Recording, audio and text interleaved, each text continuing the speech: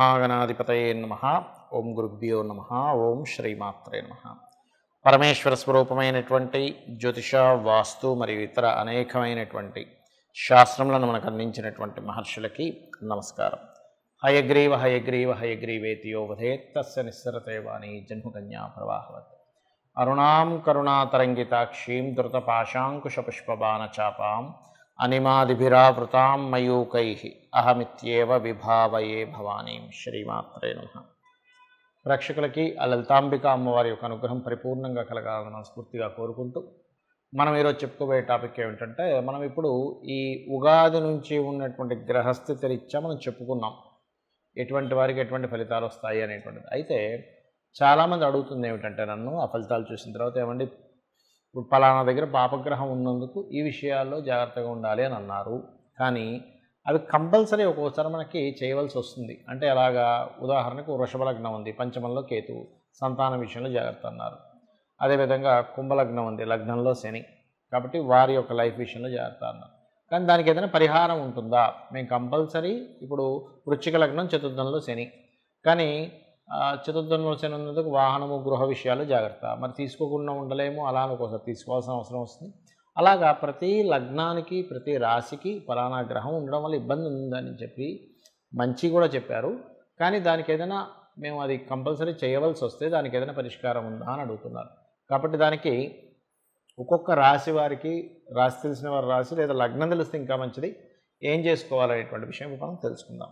కర్కాటకం వారికి మరొక చిన్న విషయం ఏంటంటే, భాగ్యస్థానంలో రాహు సంచారం జరుగుతున్నందుకు ముఖ్యంగా ఈ సంవత్సరం మొత్తం కూడా ఈ క్రోధినామ సంవత్సరంలో మీరు పితృదేవత ఆరాధన కనుక చేసుకున్నట్లయితే, ఎప్పుడైనా రాహు భాగ్యస్థానంలో సంచరిస్తున్నాడు అంటే పితృదేవత ఆరాధన ఖచ్చితంగా చేసుకోవాలి. అందులో ముఖ్యంగా కర్కాటక లగ్నం వారికి అప్పుడేమవుతుంది, దీనివల్ల బోల్డ్ అని బెనిఫిట్స్. ఒకటి, ఫాదర్తో మీకు ఉండేటువంటి రిలేషన్ కానివ్వండి, మీ పితృదేవతల యొక్క అనుగ్రహం కానివ్వండి, చాలా చక్కగా రావడం జరుగుతుంది. ఇక సింహలగ్నము, సింహరాశి, సింహం వారికి కనుక చూసుకున్నట్లయితే ప్రధానంగా ఇక్కడ మీకు రెండవ స్థానంలో ధనస్థానంలో కేతువు యొక్క సంచారము, సప్తమ స్థానంలో శని యొక్క సంచారం జరుగుతుంది. అలాగే అష్టమంలో రాహు, అంటే మూడు గ్రహాలు ఇవి మెయిన్గా 8th హౌస్లోని, 2nd హౌస్లోని, 7th హౌస్లో రూల్ చేస్తున్నాయి. 2nd హౌస్ అంటే ధనస్థానము, ధన ప్రదేశంలో కేతువు ఉన్నాడు.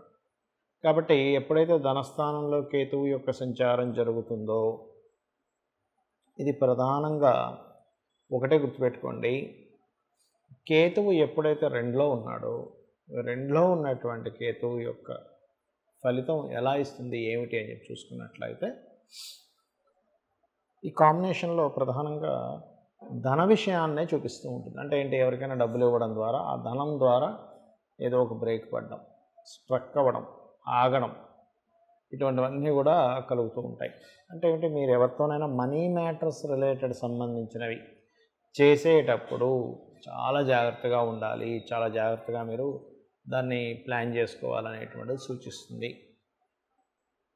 అలాగే మరొక విషయం ఏంటంటే, ఇక్కడ గమనించుకున్నట్లయితే వీటితో పాటు ఇక్కడ ఈ రెండవ స్థానంలో కేతు ఉన్నప్పుడు ముఖ్యంగా ఎనీ మనీ మ్యాటర్స్ డీల్స్ చేసేటప్పుడు, అంటే ఎవరికైనా ట్రాన్స్ఫర్ చేస్తున్నాము, ఎవరి దగ్గర నుంచి డబ్బులు వచ్చినా కూడా గణపతిని తలుచుకోండి ఒకసారి.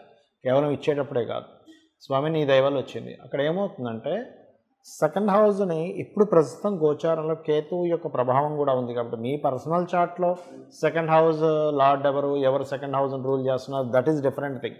బట్ ఇప్పుడు గోచారంలో 2nd హౌస్కి కేతువు వచ్చాడు కాబట్టి మీకు ఎనీ మనీ ట్రాన్సాక్షన్ జరుగుతున్నప్పుడల్లా మీకు కేతువు గుర్తుకు రావాలి, గణపతి గుర్తుకు రావాలి. అలాగే వివాహ సంబంధించిన విషయంలో కొంచెం స్లోగా మూవ్ అవుతాయని చెప్పాను, ఎందుకంటే బికాజ్ ఆఫ్ సప్తమంలో శని. మరి ఇది కొంచెం ఫాస్ట్ అవ్వాలంటే ఏమిటని చాలామంది నన్ను అడుగుతున్నారు. ఒకటే గుర్తుపెట్టుకోండి, వివాహ సంబంధించినటువంటి విషయాలు మూమెంట్ బాగా ఉండాలి అంటే చెరుకు రసంతో శివునికి అభిషేకం చేయండి, లేదా మిశ్రీతో అభిషేకం చేయండి, లేదా కాలభైరవ అష్టకం చదువుకోండి.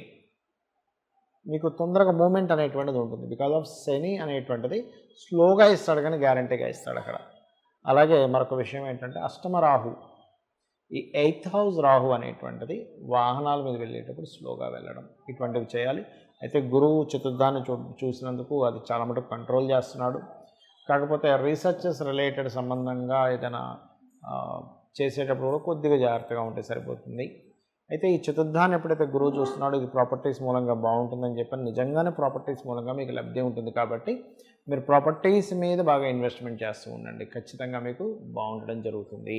అయితే మీరు రెగ్యులర్గా చేయవలసిన దేవతారాధన మాత్రం దత్తాత్రేయుడిని చేసుకుంటూ ఉండండి, అన్ని విధాలా బాగుంటుంది. చాలామందికి జాతక చక్రం తెలియదు, లగ్నం ఏంటో తెలియదు, రాశి ఏంటో తెలియదు, నక్షత్రం ఏమిటో కూడా తెలియదు. మరి అలాంటి వారు ఈ ఉగాది నుంచి మా జీవితం చాలా బాగుండాలంటే ఏం చేయాలి? ఒకటే గుర్తుపెట్టుకోండి, ఈ విశ్వాన్ని మొత్తం నడిపిస్తున్నటువంటిది ఎవరు అంటే ఆ పరమాత్మ. ప్రతి దాంట్లోని ఉన్నటువంటి అంటే కనబడే ప్రతి పదార్థము పరమాత్మే, అందులో ఉన్నటువంటి శక్తి అమ్మవారు అని చెప్పి మనకు శాస్త్రాలు చెప్తున్నాయి. కాబట్టి జాతకం ఎలా ఉన్నా కానీ ఒకటే గుర్తుపెట్టుకోండి, మీరు ప్రతి దాంట్లోని ఆ యొక్క భగవంతుణ్ణి దర్శించుకుంటూ లోపల ఉన్నటువంటి శక్తి, అది నడవడానికి గల శక్తి అమ్మవారిని మీరు ఎప్పుడైతే భావిస్తారో కంప్లీట్గా మీకు జరిగేటువంటి లైఫ్లో జరిగేటువంటి ఏవైతే అప్ అండ్ డౌన్స్ ఉంటాయో ఆ అప్ అండ్ డౌన్స్లో కూడా పరమాత్మని చూస్తారు.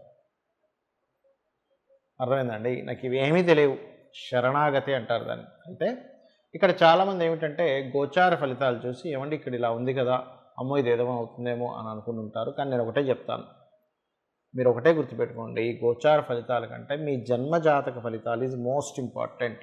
అంటే మీరు ఏదైతే కర్మ పూర్వజన్మల్లో చేశారో ఆ కర్మ ఆధారంగా గ్రహాలు అక్కడికి వచ్చి స్థితి పొందుతాయి. దానివల్ల మీరు మంచిని పొందుతుంటారు, కాస్త ఇబ్బందికరమైనటువంటి వాతావరణం కూడా ఉంటుంది. అయితే ఈ లైఫ్ సైకిల్ అనేటువంటిది ఏదైతే ఉందో మనకి ఇబ్బంది అనిపించవచ్చు, కానీ ఇంకొకరికి అది మంచి చేస్తూ ఉంటుంది. ఉదాహరణకు ఒక వ్యక్తి సైకిల్ పంచర్ అయింది, లేకపోతే ఒక వెహికల్ పంచర్ అయింది, నీకు పంచర్ అయింది ఇబ్బంది, కానీ ఆ పంచర్ చేసే అతనికి అది ఒక మంచి జరుగుతుంది. నీకు ఒక కడుపు నొప్పి వచ్చింది, నీకు ఇబ్బందే, కానీ ఒక డాక్టర్కి అది ఒక సైకిల్ లాగా పనిచేస్తుంది అతనికి ఒక ఉపాధిగా. కాబట్టి ఏమిటి, ఎంతసేపు నీ వల్ల ఇంకొకరికి కూడా ఉపయోగపడుతుంది కదా, నీకు కొంచెం ఇబ్బంది కలగవచ్చు కానీ ఇంకోటి ఉపయోగపడుతుంది కదా అనేటువంటి ధోరణితో ఉంటే మనకు ఉండేటువంటి ఇబ్బందులు తగ్గుతాయి. ఒకటి అంటే తగ్గడం అంటే ఇన్ సెన్స్ అర్థం చేసుకుంటాం దాన్ని. అయితే ఇక్కడ జన్మజాతకం ముఖ్యమైన ఎందుకంటున్నానంటే మీ జన్మజాతకంలో లగ్నం ఏదైతే ఉందో దాని పాత్ర చాలా ఎక్కువగా ఉంటుంది. అంటే మీ లగ్నం ఏమిటి, అది ఉన్న స్థితి ఏమిటి, దానివల్లే మీ యొక్క జీవితంలో ఆ స్థితులు జరుగుతూ ఉంటాయి. కాబట్టి లగ్నాధిపతి బలంగా ఉన్నాడా బలహీనంగా ఉన్నాడు, బలంగా ఉంటే పర్లేదు, బలహీనంగా ఉంటే ఎలా బలంపరచుకోవాలని మన జన్మజాతకంలో ఉంటుంది. దీంతోపాటు అతి ముఖ్యంగా ద్వితీయాధిపతి అంటే ధనాధిపతి ఎలా ఉన్నాడు మన పర్సనల్ చార్ట్లో. ధనాధిపతి బాగున్నాడు, డోంట్ వరీ. ఇబ్బంది పడుతున్నాడు, ఏ గ్రహాల ద్వారా కనెక్ట్ అయింది, ఇబ్బంది ఎలా దాన్ని తొలగించుకోవాలి. సింపుల్ ఎగ్జాంపుల్ చెప్పాలంటే చూడండి, ఇప్పుడు మనం నడుచుకుంటూ వెళ్తున్నాం, ఒక మనకి ఒక ముళ్ళు గుచ్చుకుంది కాలుకి, నడవలేకపోతున్నాం, నడుస్తుంటే ఇంకా గుచ్చుకుంటుంది. వెంటనే ఏం చేస్తాం, మనం ఆగి ఆ ముళ్ళుని జాగ్రత్తగా ఇంకొక పిన్నీస్ పెట్టో ఏదో పెట్టి తీసేసి అప్పుడు మనం ఫ్రీగా నడవగలుగుతాం. అలాగే ఈ ముళ్ళు ఇంకో గ్రహం అనుకోండి, కాసేపు మన కాలు ముళ్ళు, ఇప్పుడు ఇది గుచ్చుకోవడం వల్ల ఇబ్బంది పడుతుంది. అక్కడ అదేవిధంగా మీ ధనాధిపతి ఏదో బ్లాకేజెస్లో ఉంటుంది, ఆ బ్లాకేజ్ ఏ గ్రహం ద్వారా జరిగిందో చూసుకొని దాన్ని క్లియర్ చేసుకోవాలి.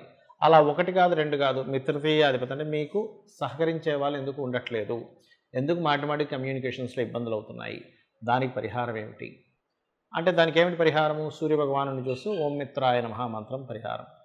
గృహం ఎందుకు కొనుక్కోలేకపోతున్నారు, గృహయోగం నాకు లేదా, విద్యాయోగం నాకు లేదా అనుకుంటూ ఉంటారు. దాన్ని చతుర్థాధిపతిని బట్టి చూస్తూ ఏ డైరెక్షన్లో కొనుక్కోవాలో చూడాలి.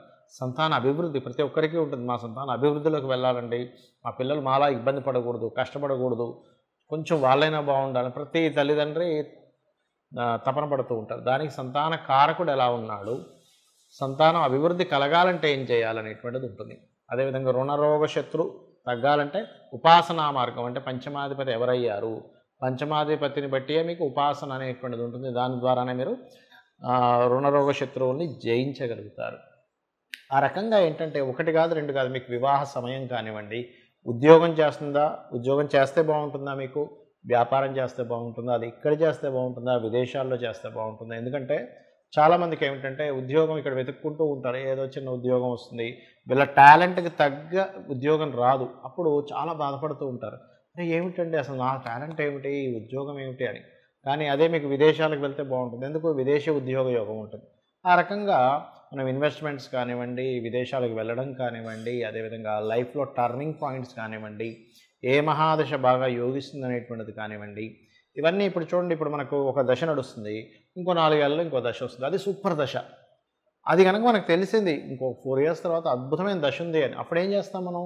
అమ్మయ్య! అప్పుడు అద్భుతమైన దశ ఉందా? ఓకే, పర్లేదు, నేను కష్టపడ్డాను ఈ 4 ఇయర్స్ కదా అని ఒక ఆశతో మనం ముందుకు వెళ్తూ ఉంటాం. ఈ రకంగా జన్మజాతకంలో అన్ని విషయాలు ఉంటాయి. మరి ఇప్పుడు మీకు అనిపించవచ్చు, ఏమండి ఈ గోచార ఫలితాలు ఎందుకు చెప్పుకుంటున్నాం? గోచారం అనేటువంటిది బయట ఉండే వాతావరణం లాంటిది, బయట ఉండే సిచ్యువేషన్స్ లాంటిది, బయట ఉండే ట్రాఫిక్ లాంటిది, బయట ఉండే మార్కెట్ లాంటిది.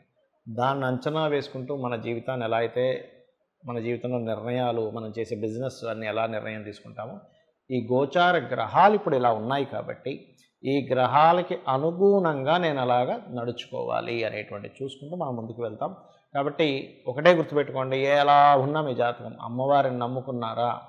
అమ్మని నమ్ముకున్న వాడికి ఎలా అయితే అన్నానికి లోటు ఉండదో, అమ్మవారిని నమ్ముకున్న వ్యక్తికి దేనికి లోటు ఉండదు. శ్రీమాత్రే నమః.